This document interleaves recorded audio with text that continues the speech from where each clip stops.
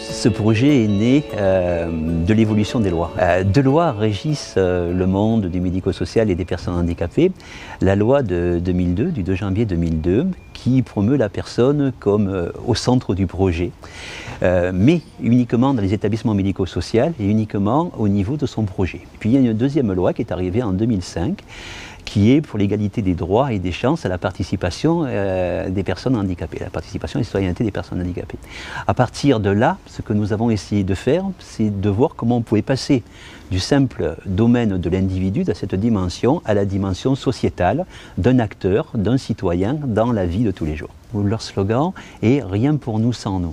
C'est qu'effectivement, chaque fois qu'une décision est prise pour les personnes handicapées, déficientes intellectuelles, qui puissent être associées. Souvent on parle à la place des personnes, que ce soit leurs parents, ce qui est légitime mais jusqu'à un certain âge, que ce soit les professionnels quand ils sont dans des institutions.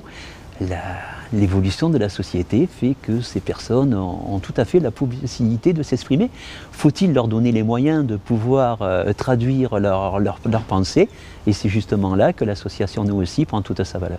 Ben, le but c'est que on essaye de voir si on peut aider les personnes. Et c'est vrai qu'il n'y a pas beaucoup de gens qui nous reconnaissent pour notre handicap. Et c'est ce qu'on veut aller de l'avant. On le dit et puis on le crie fort pour qu'on nous entende, pour dire on existe.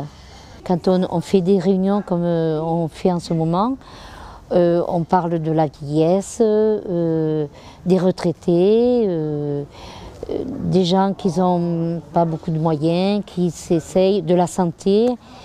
Voilà, tout ce qui parle de l'handicap au quotidien et tout.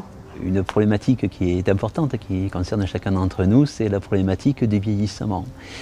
Et pour eux, c'est encore plus difficile parce qu'ils sont dépendants des structures qui existent. Donc il y a de gros questionnements sur leur devenir. Qu'est-ce qu'on va devenir à la retraite? Et puis il y a aussi des personnes qui disent mais nous, on ne veut pas aller à la retraite parce que c'est difficile à l'extérieur d'avoir des relations. Et nous, notre vie, elle est avec nos collègues du travail. Et de ce fait, on n'envisage pas forcément de partir à la retraite. Dans le département des Alpes-de-Provence, il y a un schéma départemental pour les personnes handicapées.